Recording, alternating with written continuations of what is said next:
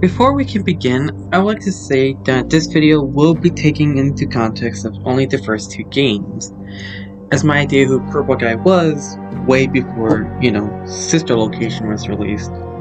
However, I'm also taking consideration of FNaF 3 and FNaF 4 not being games at the time, so I'm looking at the first two games only, and that's just it.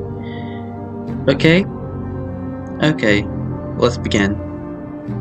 The Purple Man, the Purple Guy.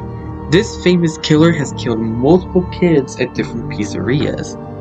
But today, I'm going to be discussing who this guy is, or was meant to be way before Sister Location's release. We're only going to take consideration of the game he introduced in FNaF 2 to give us a general idea, as well as FNaF 1 due to the fact that was like the first game, so that would also make sense. One classic theory that tries to solve it is the fact the phone guy is Purple Guy. Due to Purple Guy smiling at the Foxy minigame, the phone guy's hatred for the puppet while liking Foxy, and phone guy utilizing a phone to call, and the Purple Man, holding a phone, seem to suggest that they are one and the same. So that makes sense, right? I really don't think so. Well, one, I don't think a phone should be able to deactivate animatronic in 1987. I know the modern thing, but still. We haven't seen phones, and we don't even know that was his phone. That could be something else for all we know. No. And that's like the worst evidence for like the whole phone purple theory. But there is another one that I don't really like. And that is the whole Foxy thing. Okay, look, Purple Guy is smiling in that minigame, but he smiles in every other minigame. By that logic, he likes the puppet, he likes Freddy, he likes pretty much any animatronic in the FNaF 2 location. So, that alone is a moot point, and as well as that sprite being flipped. But I think he's smiling at the fact he's murdering kids, since I'm pretty certain a psychopath will smile at their murder, to be honest. Finally, I just don't really see how Phone Guy can be Purple Guy. Sure, he has awkward, but it's because he's working for a company that's known to be shady, so that could be why he's acting a bit awkwardish. Like, yeah.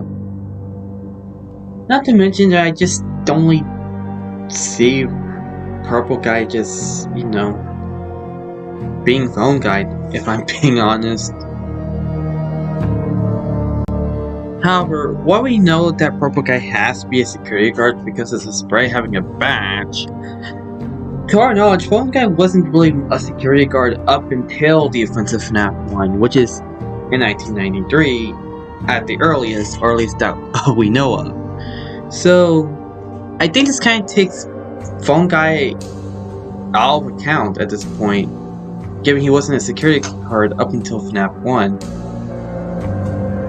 So we were left with the guards who we know exist at the time. Mike Schmid from FNaF 1, Jeremy Fitzgerald from FNaF 2, Fritz Smith from Custom Night of FNaF 2, and the mentioned day shift security guard from FNaF 2 that Phone Guy mentioned in one of the phone calls, who was initially part of the night shift. So these four have to be the potential contenders for the Purple Man. While it is tempting to say Mike Schmid because of the whole "it's me" hallucinations, which could explain why he has those hallucinations, because he's the one who hits. We just really don't know. Yeah, we're seeing a Purple Guy in a FNaF 1 location, but that could be the same building that they just reused because of the low budget. Not to mention, even if it is Mike Schmid, my problem would be the logic.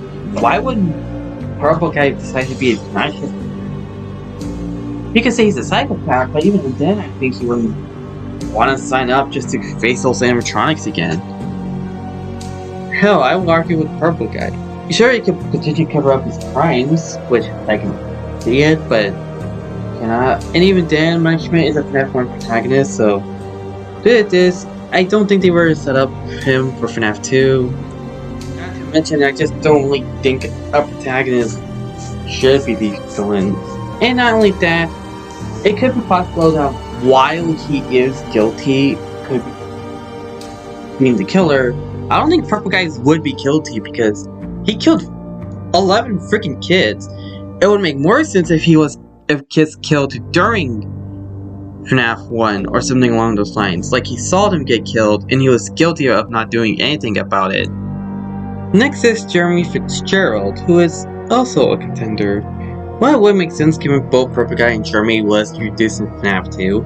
A big problem that this is Jeremy's first night, presumably. And not to mention that Jeremy wouldn't really be the killer. And if he is the 587 victim, the animatronic attacking someone wrongfully, mistaken for being the Purple Guy, that means that Jeremy can't be the Purple Guy if he is the bite victim. It could also rule out Fritz Smith. While yes, some more evidence could apply, the problem with it being that if Fritz Smith was meant to be part of Fredbear's family diner, as Phone Guy mentioned, before he's probably been retconned to being Michael Afton, then this could mean that Fritz isn't the killer, because he's a trusted person compared to someone like a previous employee. But there is one more contender to consider. The day shift security guard, the one mentioned in FNaF 2. Now there's a reason I think this guy is the most likely candidate to be the Purple Guy. First off, we know again Purple Guy is a guard, and we know that day shift security guard at least was part of the night shift before being transferred to the day shift. Well, why is that? Well, I think I know. Well, I think I have an idea. I want to call this a daring, this general idea how it came to be. Is the same thing. We don't know when. And we know that the puppet came around that thing. It doesn't say all the electronic. They don't have nice. And I think all of them moved around, and that's partly because he's the killer. And because to prevent his crime being seen on the camera. They should to be a little suspicious, and we just trying to delete the clip.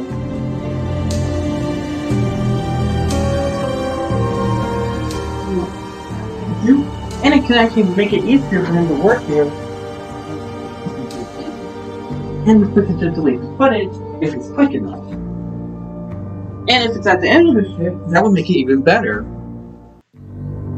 So it is. And not allowing previous employees. That's because he's the killer. And that could be a suspect of the dead kids incident. The FNaF murders at the casino. So, yeah, I think the shift security guard has to be the most likely candidate for the Purple Man.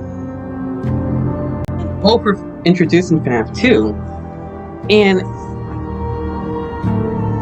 that was mentioned, but there wasn't really much mentioned with it.